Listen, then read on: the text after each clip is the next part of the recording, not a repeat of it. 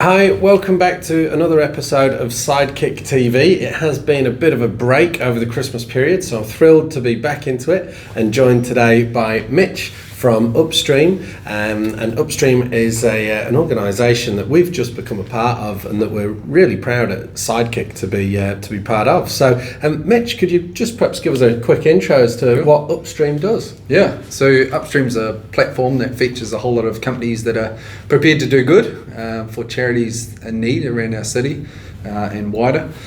And basically it's a group of suppliers that offer a service or a product that other consumers or companies could use those suppliers. It generates funding for our charities. So it's a way to do good out of what you spend. So things you're already needing, you could actually turn those into actually doing a whole lot of good for young people in need. So great, yeah.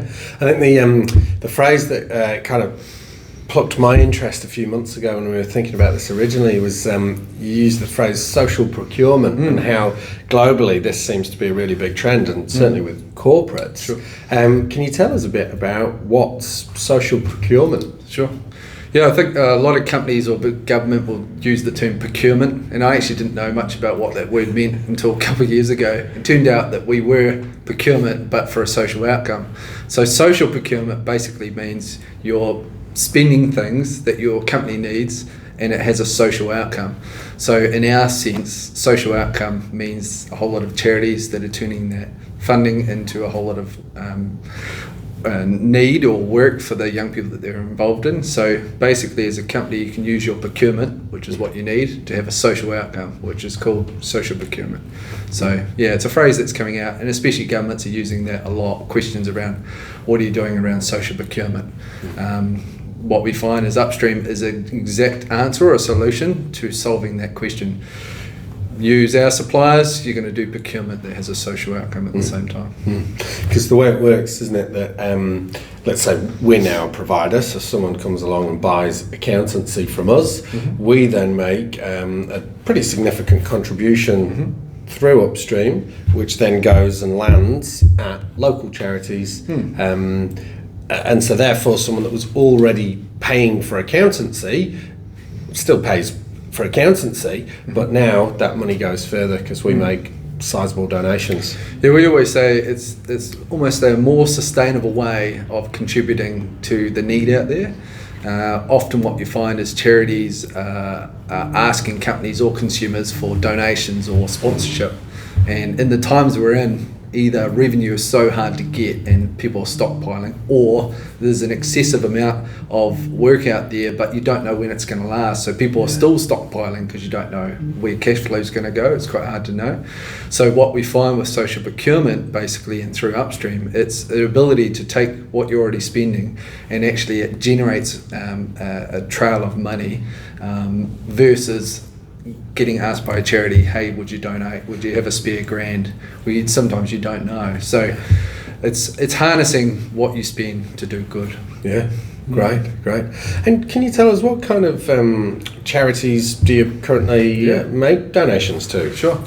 Yeah, so Upstream's targeted to support children and young people charities. My background's working with young people, and lots of our relationships over the last decade have been with charities working with children and young people. So some of the 5 areas that we support is like subsidising kids counselling for kids in need that couldn't afford private counselling.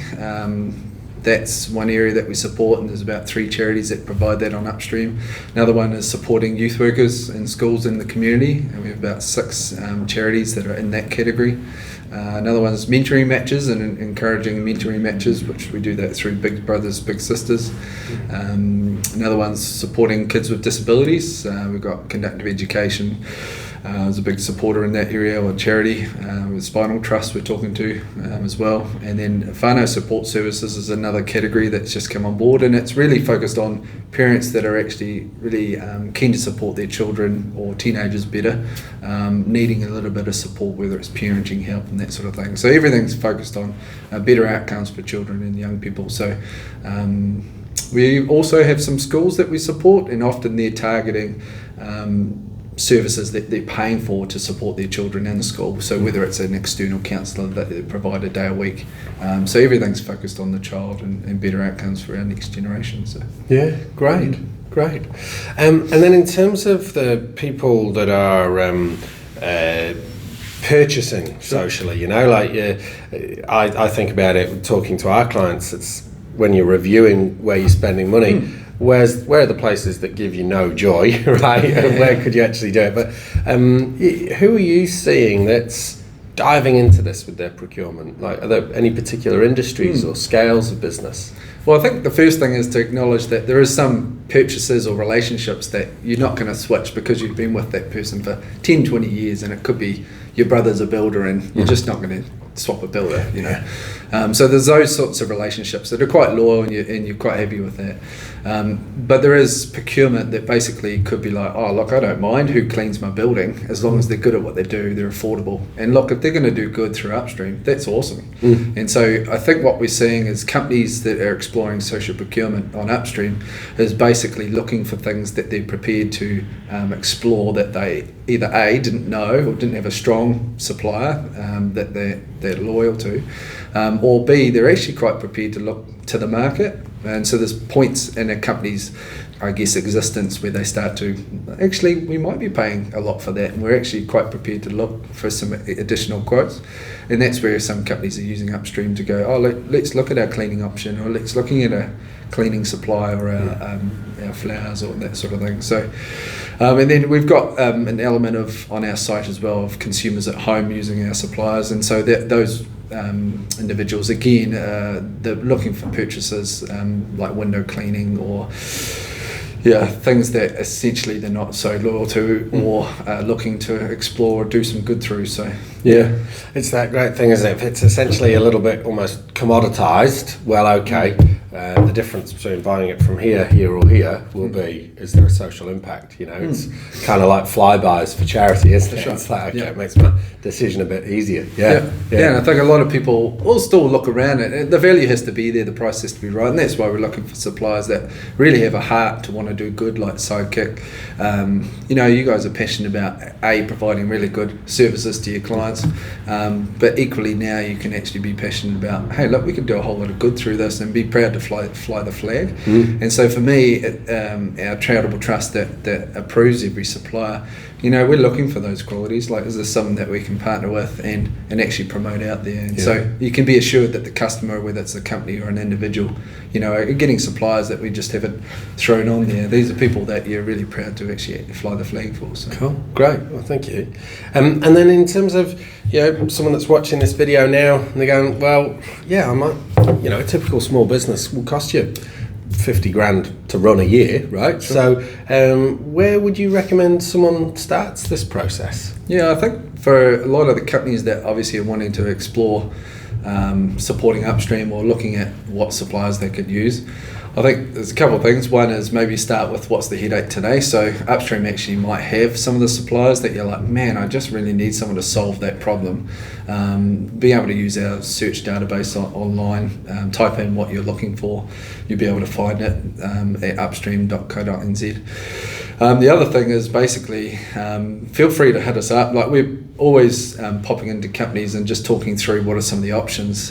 Some people don't want to look at a website, or like, oh, that's just too hard, you know. So feel free to hit us up and say, oh, would you pop in and just help us understand what we could do to do some good. So we always probably encourage the low-hanging fruit, easy things to start with, things like, you know, cleaning, printing, first aid training, you know, some things that are mandatory. We'll have some of those suppliers, and then looking at some of the niche examples around, you know, what's coming up around accounting, legal, consultants and that sort of thing. It could be kind of bespoke for the time of the business and what they're needing. So, but for us, it's a relationship. Wanting to help other people can be a little bit more of a time saver. Yeah, and I think, like you say, start with the lower hanging fruit, because that's where you're going to build the habit, isn't it? You know, I mean, now we're on board. You know, where possible, aim to get our team that, you know, the admin team that do a lot of the buying, just can we look here first? If we're buying something new, well, let's start a relationship here where our spend goes a bit further. Yeah, and it starts with that, and you start to build your story. Look, we're paying the same price, or we're getting better value or a better price, it could be, but we're starting to do some good, and that kind of buys into the whole story. And why we started it was basically, could it be possible that you could not actually contribute much more, and it's going to do this cool outcome, versus a charity approaching you and it's going to cost you a lot more in times that we might not have that extra revenue. So great. No, awesome. Hey, thanks so much for that, Mitch. It's like I say, it's something that we're really happy to be part of, and I just thought this idea of social procurement, it's probably, when you talk to people about it, it just instantly appeals to them. So if I really hope that that's inspired a few people that watch this video to perhaps dive into it and take a look. So thank you very much. No worries. All good. Thank you. Cheers.